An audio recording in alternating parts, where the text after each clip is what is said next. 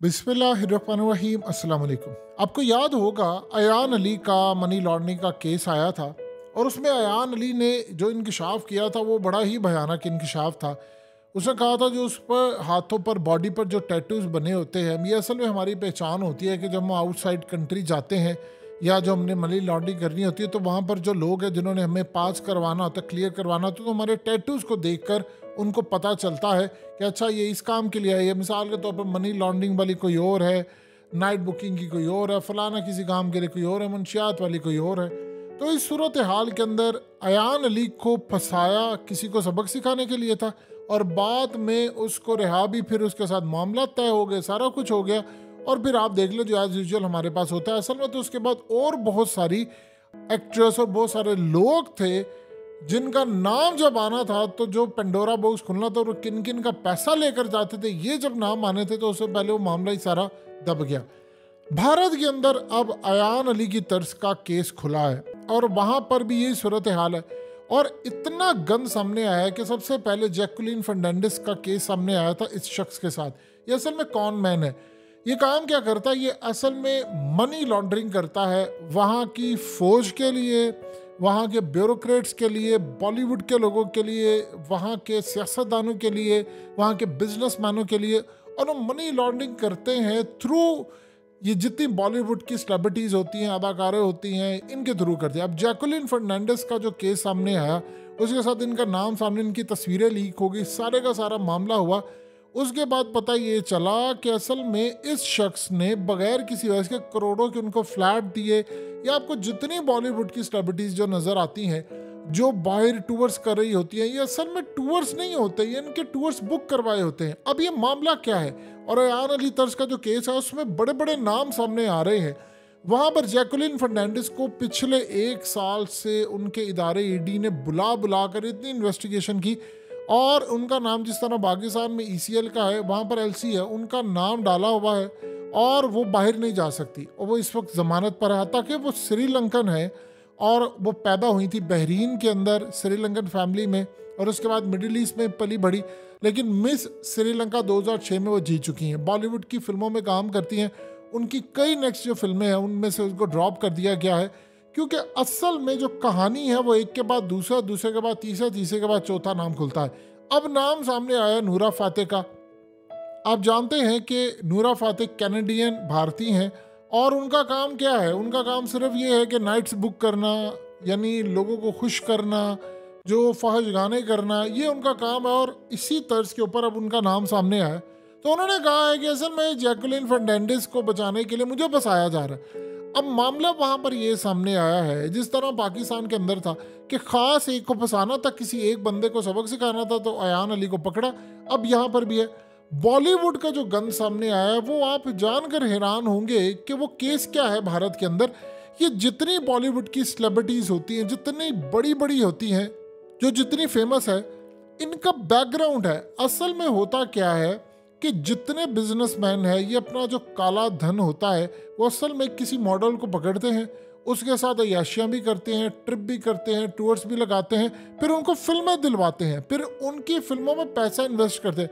नाम किसी और का होता है, डायरेक्टर कोई और होता है, प्रोड्यूसर कोई और होता है, पैसा किसी और का लगता है और वो जो काला धन होता है उनका पैसा होता है। अब मिसाल के तौर पर अगर बॉलीवुड के अंदर जो दाऊद इब्राहिम का पैसा लगा हुआ वो किस तरह वसूल होता है। दाऊद इब्राहिम पहले वहाँ से 2 नंबर तरीके से पैसा इकट्ठा करता है और पैसा इकट्ठा करने के बाद फिर इस तरह की फिल्मों में लगाता है और उसको आगे बाहर भिजवाना होता है। जो बाहर भिजवाना होता है वो लॉन्चों के ज़रिए है, वो कंटेनर्स में और बहुत सारी चीज़ों में, और फिर इस तरह की सेलिब्रिटीज़ जो होती हैं वो लेकर जाती हैं। इनके साथ होते हैं ब्रीफ केस, ये असल में कैरियर्स होते हैं, इनकी आगे सेटिंग हुई होती है। लेकिन जब किसी का दिमाग उलट जाता है, किसी ने बसाना होता है, तो फिर वो इनको भी नहीं छोड़ते। अब याद कीजिए कि अमेरिका में एक स्कैंडल आया था कि भारत के 44 बैंक्स मुलविस थे मनी लॉन्ड्रिंग में। अब इसी तरह बॉलीवुड के अंदर ये जितनी आपको सेलिब्रिटीज नजर आती हैं ये सारी की सारी असल में बुक होती हैं। आप सोचिए एक एक रात का, डांस का, पार्टी का ये 4-4, 5-5 करोड़ रुपया लेती। असल में जो सूरत हाल सामने आती है, पार्टीज में जाना, प्राइवेट लोगों को खुश करना और सबसे बढ़कर उनका पैसा लेकर जाना बाहर। अब ये मामला क्या है, मामला ये है कि जब आपने बहुत बड़े बड़े, हालिया आपको याद होगा जो सुशांत सिंह राजपूत का केस आया था सामने, उसको बॉलीवुड के अंदर बड़े बड़े लोगों ने मरवाया था। और उसके बाद सीन ये है कि अब उसके बाद कितने पूरा बॉलीवुड फंस गया था और मंशियात के अंदर और बहुत सारी चीज़ों के अंदर, इवन कि दीपिका पादुकोण तक फंस गई थी।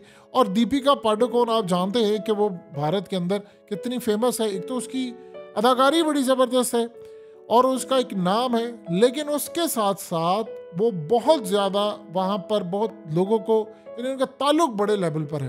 तो वो बहुत सारे लोगों का पैसा और ये वो सब, ये जितने लोग होते हैं ये असल में आपको नज़र आएगा जी, ये मुंबई से बाहर जा रहे हैं, फलानी जगह छुट्टियां मनाने जा रहे हैं, वो करने जा रहे हैं। असल में इनके जो टैटूज होते हैं वो फिर बताते हैं कि फलाना टैटू बाहर जाते हैं, फलाने टैटू को पहचान कर वो कहते हैं इधर आ जाए या पैसा ले जाए, कोई इनको पूछता नहीं है। लेकिन जब इनको फंसाना होता है या इनकी आड़ के अंदर ये जिनके लिए मनी लॉन्ड्रिंग करते हैं, पैसा लेकर जाते हैं, जब उनको फंसाना होता है तो किसी एक आधे को पकड़ लेते हैं, फिर उसके बाद बाकी 10 को सीधा करना होता है। पूरे के पूरे बॉलीवुड के अंदर ये चीज़ चलती है और यही काम पाकिस्तान के अंदर चलता है। अब वो जो पैसा होता है बॉलीवुड के अंदर जो लग रहा होता है वो असल में इन्हीं का पैसा होता है।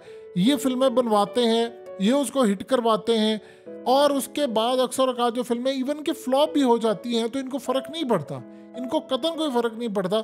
इमेजिन कीजिए, सलमान खान ने एक बड़ी ज़बरदस्त बात की थी, उनसे पूछा गया था कि आप अपना पैसा फलानी जगह पर ज़ाया करते हैं, उधर ज़ाया करते, उधर ज़ाया करते। उसने कहा कि मैं अपना टैक्स देता हूँ, उसके बाद मैं उस पैसे को जलाऊं, फेंकूं, उड़ाऊं, सड़क पर फेंकूं, वो मेरा पैसा है, मैं जो मर्जी करूं, कोई दुनिया का कानून मुझे नहीं पकड़ सकता। अगर मैं उसको किसी इलीगल जगह पर लगा रहा, मैं अय्याशी करूं, जो मर्जी करूं, मैं अपने टैक्स पूरे देता हूं। जब ये बात उसने कही तो भारत के अंदर बहुत सारे लोगों के कान खड़े हो गए कि भाई जब आप टैक्स दे रहे हैं तो मामला डिफरेंट है। तो भारत के अंदर मामला बड़ा अलग है। अब ये जो स्कैंडल सामने आया, इसमें बॉलीवुड की इतनी बड़ी एक्ट्रेस और बहुत सारे लोग इसमें शामिल है, इतने बड़े लोग हैं कि अब वो इन लोगों के तरले करें। जिस तरह याद कीजिए शाहरुख खान के बेटे का जो केस आया था, तो उसमें उसके बेटे को फंसाने की कोशिश थी, वो तो एक जाली केस था। और समीर वाकड़े ने जब शाहरुख को फंसाने की कोशिश की तो उसके बाद 25 करोड़ रुपया शाहरुख से डिमांड की गई थी कि तुम्हारे बेटे को छोड़ना है। वो तो अलग बात है कि फिर उसमें महाराष्ट्र की गवर्नमेंट इन्वॉल्व हो गई, नवाब मलिक उसमें शामिल हो गए। शाहरुख की सूरत हाल ये थी कि वो रोता रहता था अपने बेटे के लिए, यानी बाद में जो सूरत हाल सामने आई कि वो रोया है, उसके मैसेजेस सामने आई कि वो भीख मांग रहा था समीर वाकड़े से। उसके जो व्हाट्सएप बाद में लीक हुए, समीर वाकड़े का जब केस सामने आया कि उसने क्या किया, तो उसने हाथ जोड़कर मांगी भी कि यार मैं आपसे हाथ जोड़ता हूँ। यानी शाहरुख जैसा बंदा आप इमेजिन कर लें कि वो हाथ जोड़ा किसी के आगे कि भाई मेरे बेटे को छोड़ दो, उसने कुछ किया नहीं है, और बाद में साबित भी हो गया कि वो सारा एक जाली केस था। तो बॉलीवुड के अंदर अब शाहरुख को फंसाना था, किसने, मोदी सरकार की जानिब से फंसाना था। तो मुंबई की महाराष्ट्र के अंदर जो गवर्नमेंट थी शिवसेना की, वो इनके खिलाफ थी, वो खड़ी हो गई। नवाब मलिक को उन्होंने आगे किया और फिर उनके बेटे को बचा कर लेकर आए। ये असल में जो खेल होता है पूरे भारत के अंदर, आप देखेंगे कि भारत में भी ये अयान अली तर्ज का मामला होगा। एंड के ऊपर वही चीज़ होगी जो अयान अली के साथ डील हो जाएगी, मुकमुका हो जाएगा, पैसा लेना देना करके बाद में वो कहेंगे जी कोई ठोस सबूत नहीं मिले और फिर वो बेल पर बाहर चली गई। अभी तो उसके श्रीलंका और बाहर कहीं जाने पर पाबंदी है। फिर उसके बाद मामला बहुत सारे, इवन के होता ही है कि जिस तरह अब जैकुलिन फर्नांडिस और नूरा फातेह फंसी है, असल में बाद में क्या काम होता है, काम ये होता है कि फिर वो उसके बाद और बहुत सारे लोग फंसते हैं और बहुत सारे। अब ऐसी भी सूरत हाल है कि किसी ने अगर नूरा फातेह को बुलाया पार्टी के ऊपर या फलाने किसी के साथ कोई जिस्मानी ताल्लुक कायम करने के लिए और उसने इनकार किया, तो उसने कहा ठीक है फिर मैं तुमसे बदला लेता हूँ। फिर वो केस में कहते हैं इसको भी नाम डलवा दो, फलाने का भी कर दो। अब उसने ये बात की कि भी किसी को निकालने के लिए मुझे फंसाया जा रहा है, मुझे कुर्बानी का बकरा बनाने की तैयारी है।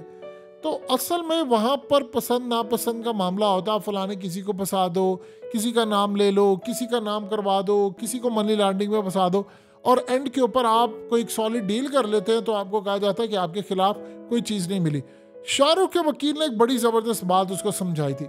उसने कहा था शाहरुख, जब तक तुम्हारे बेटे का केस चल रहा है, ख़त्म हो जाता है, तुमने उम्र भर मीडिया पर बात नहीं करनी, किसी मीडिया वाले से कोई बात नहीं करनी, कोई परेशानी जाहिर नहीं करनी। इमेजिन कर ले शाहरुख तब पठान फिल्म की शूटिंग करवा रहे थे तो उनके बेटे को फंसाया। तो उस वकील ने शाहरुख को समझाया, एक बात करोगे 10 बातों का जवाब देना पड़ेगा, खामोशी इख्तियार करो। तो यही सूरत हाल बाद में हुई और शाहरुख आज देख लीजिए वो केस से बाहर निकले, उसे किस तरह शुक्र अदा किया वो एक अलग बात है। लेकिन अब भारत के अंदर ये केस भी अयान अली की तर्ज का बनने जा रहा है।